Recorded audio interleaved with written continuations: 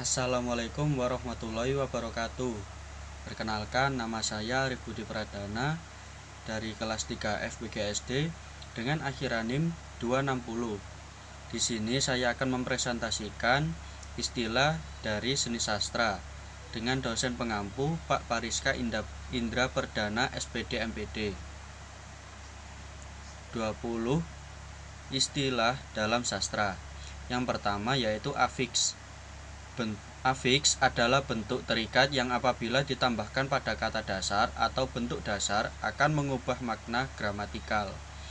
Yang kedua yaitu alur.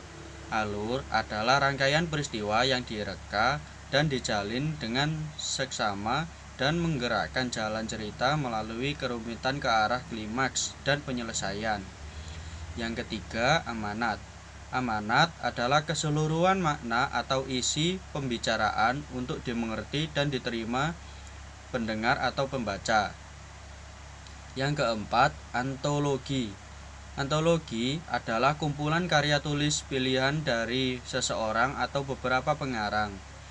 Yang kelima yaitu benefaktif. Benefaktif adalah bersangkutan dengan perbuatan atau verba yang dilakukan untuk orang lain. Yang keenam yaitu biografi. Biografi adalah riwayat hidup seseorang yang ditulis oleh orang lain. Yang ketujuh yaitu catatan kaki atau footnote. Catatan kaki adalah keterangan yang dicantumkan pada margin bawah pada halaman buku atau biasanya dicetak dengan huruf yang lebih kecil daripada huruf di dalam teks, guna untuk menambahkan rujukan uraian di dalam naskah pokok. Yang kedelapan yaitu deduksi. Deduksi adalah penarikan kesimpulan dari keadaan yang umum, penyimpulan dari yang umum ke yang khusus. Yang kesembilan yaitu eufemisme.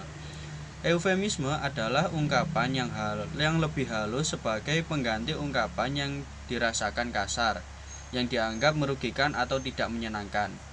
Yang ke-10 yaitu fakta. Fakta adalah hal atau keadaan peristiwa yang merupakan kenyataan, sesuatu yang benar-benar ada atau terjadi.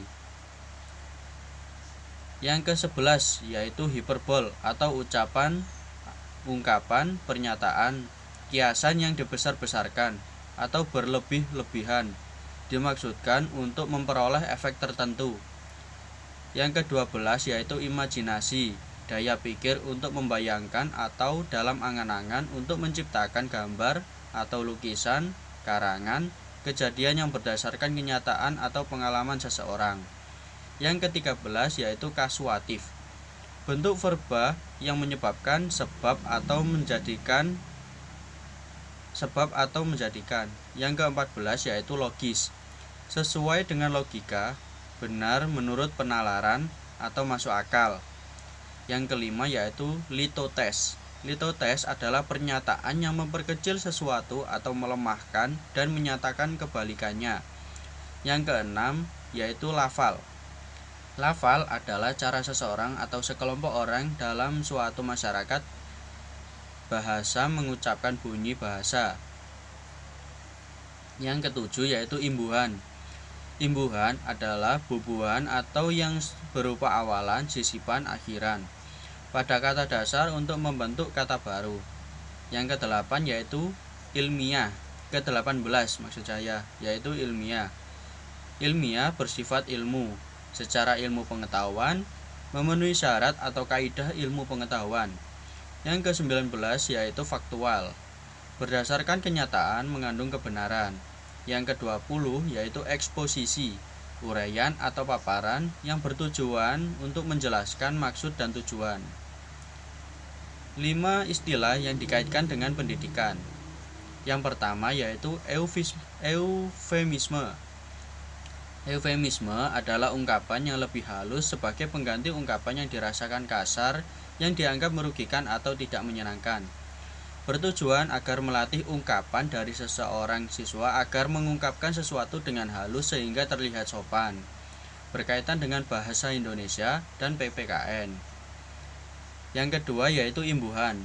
Imbuhan adalah bubuhan yang berupa awalan, sisipan, akhiran pada kata dasar untuk membentuk kata baru.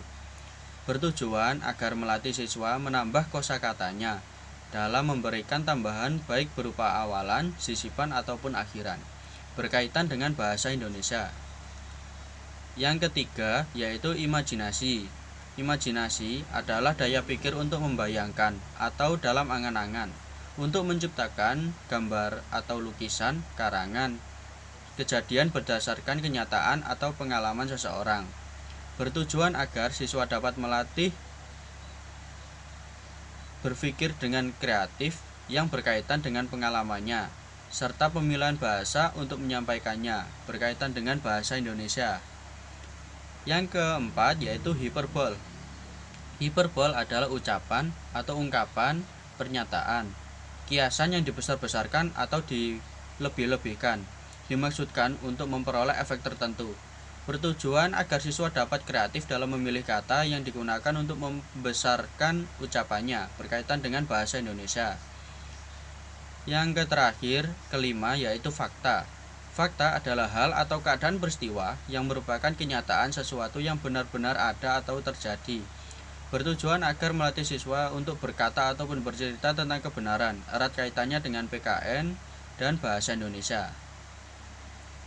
Sekian dari saya, bila ada salah kata saya mohon maaf. Wassalamualaikum warahmatullahi wabarakatuh.